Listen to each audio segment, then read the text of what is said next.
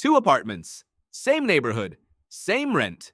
The first belongs to someone earning $95,000 a year, 75-inch television, $4,000 sectional, closets with tags still attached, a spare bedroom that became storage.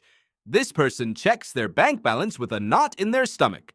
The second belongs to someone earning $52,000, a modest couch, a kitchen with exactly the tools that get used, a spare bedroom that is still a bedroom. This person has 18 months of expenses saved. The obvious explanation is discipline, but that explanation misses what the neuroscience has been documenting for 2 decades. The difference between these two apartments is not just financial, it is neurological. Your possessions are consuming processing power right now in ways you cannot consciously detect. Let's start with what happens in your visual cortex when you walk into a cluttered room. Researcher Kastner at the Princeton Neuroscience Institute studied how the brain handles competing visual stimuli. His finding was that objects in your field of view do not wait politely for your attention. They compete for it. Every distinct object activates a representation in your visual cortex, and those representations suppress each other.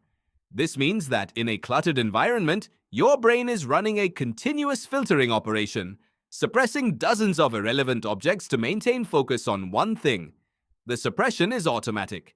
You do not notice it, but it draws from the same finite attentional resources you need for thinking.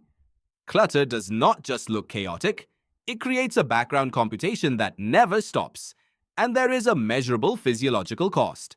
Researchers Saxbe and Repetti at UCLA measured cortisol levels in couples throughout the day and compared them against how each person described their home. The result was striking. People who described their homes using words related to clutter and unfinished projects showed a flattened cortisol slope across the day. A healthy cortisol pattern peaks in the morning and drops through the evening. That decline is what allows the body to recover. In participants living with high clutter, the decline did not happen properly. Their bodies stayed in a low-grade stress state at the exact time they were supposed to be standing down. The home was supposed to be where the nervous system recovered. Instead, it was another environment demanding vigilance. This connects to something psychologist Zeigarnik documented in the 1920s. She observed that waiters could recall unpaid orders in perfect detail, but forgot them immediately after payment.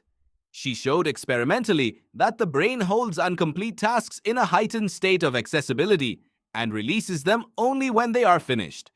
Every object in your home that requires something from you, repair, organization, a decision about whether to keep it, is an incomplete task.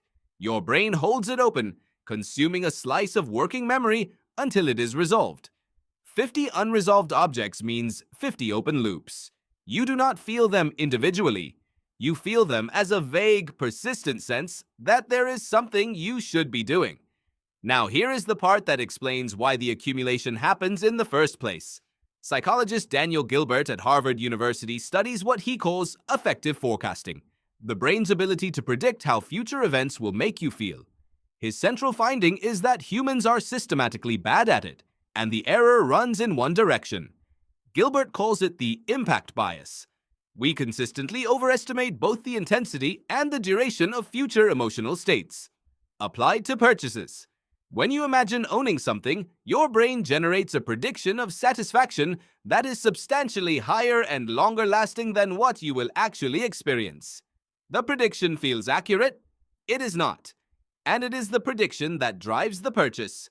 This is why the item you were certain would change your life becomes invisible within weeks. And once the purchase happens, a second mechanism makes the object very difficult to release. Economists Daniel Kahneman, Jack Knight, and Richard Thaler documented the endowment effect. Participants were given a coffee mug and offered the chance to sell it.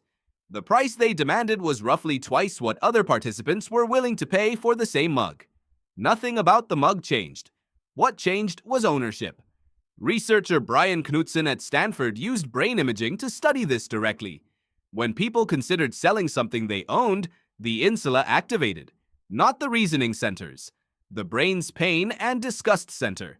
Letting go of a possession is processed neurologically as a small injury. This is why the closet full of things you never wear does not get emptied. Your prefrontal cortex knows the items are useless.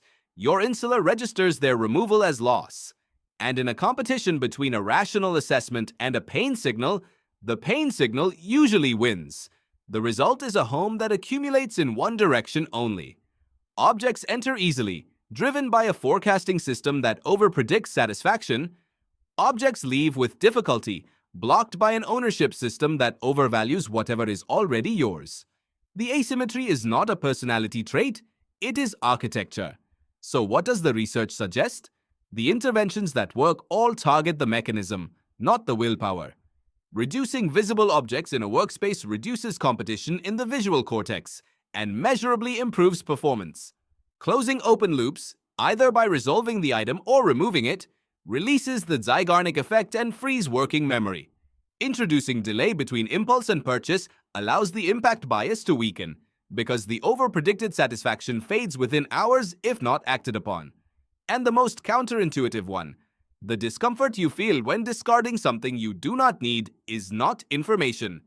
It is the insula firing. It is a pain response to a loss that is not real. Recognizing that signal as a mechanism rather than as evidence is what allows it to be overridden. 2 apartments, same neighborhood. One brain running a continuous background computation to monitor and maintain a few thousand objects. One brain that is not. The person earning $52,000 did not outdiscipline the other. They removed a load. And the capacity that came back, the working memory, the attention, the cortisol decline in the evening, is what made everything else possible. Your possessions are not sitting quietly in your home. They are running in the background of your mind, on the same processor you need for everything else. The question was never whether you can afford the thing. It is whether you can afford the attention it will cost you for as long as you own it. Your possessions are not sitting quietly in your home. They are running in the background of your mind, on the same processor you need for everything else. If you want to understand more about the systems running underneath your decisions, the next video is on screen now.